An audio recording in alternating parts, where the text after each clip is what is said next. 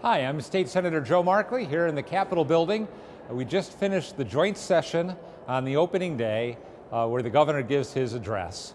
And I wanted to report back to you on what the governor had to say and about the day generally.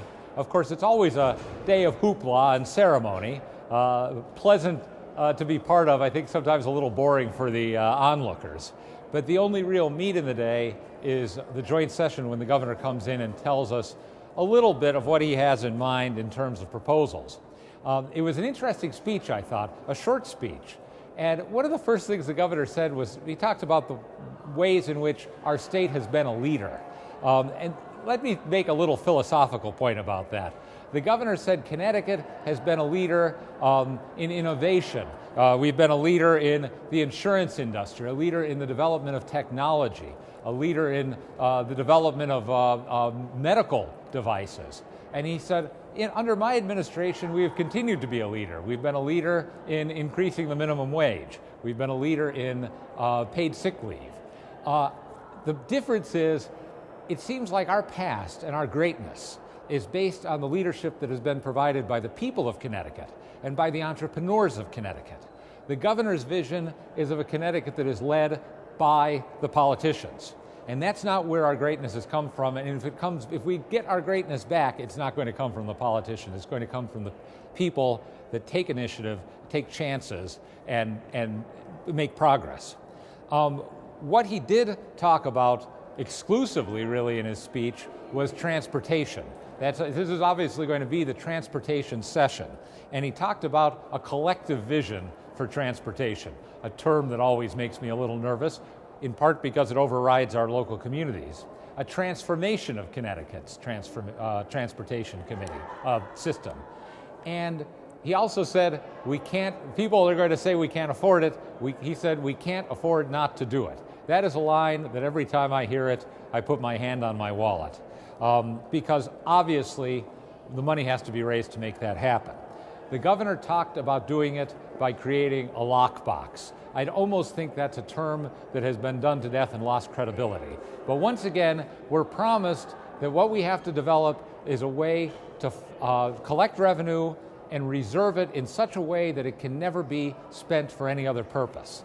I'd say two things about it. First, it's not possible. It's not possible for us to tie our hands as legislators, to tie our own hands in a way that we can't untie them, or future legislators can't untie them.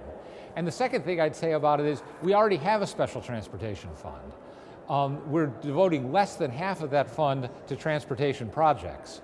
And rather than talk about new transportation funding and new lockboxes, let's use that special transportation fund for transportation. To go on and say that one hasn't worked, we're going to do another one, is ludicrous to my mind. He said nothing about the budget, which is really going to be the number one problem that we face. I don't think he wants to say anything about the budget. And the other thing he said nothing about that I think is going to be a great issue in this session is the restoration of tolls in Connecticut. The only mention of tolls came from the priest in the closing prayer. I thought that was a very subtle way to start to get the concept into the debate. But without question, there's going to be a proposal to put tolls back on our roads. I know some good people and have some good friends who I think generally have their heads screwed on straight that think the tolls are a good idea. I will say that I am adamantly 100% against them. Our problem is not increasing revenue. Our problem is spending our money intelligently and effectively and not wasting it. We don't need a new revenue source, and I think that in any case, tolls under all circumstances are a bad revenue source.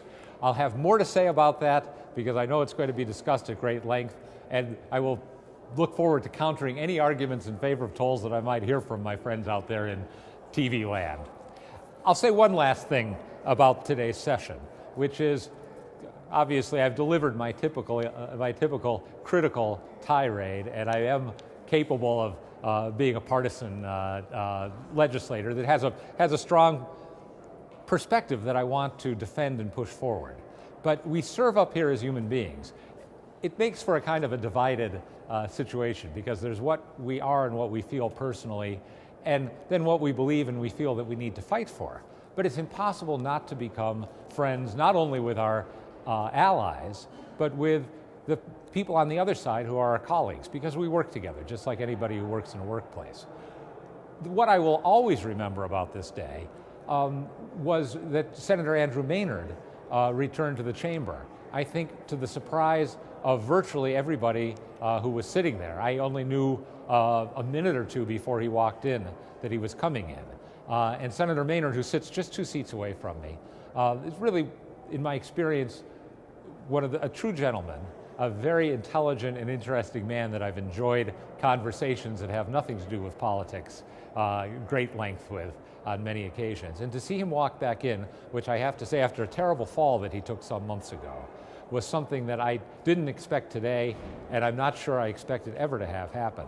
And the emotion I felt at that point reminded me of, well, let's say the human side of this business, which I think is a useful thing to be reminded of from time to time.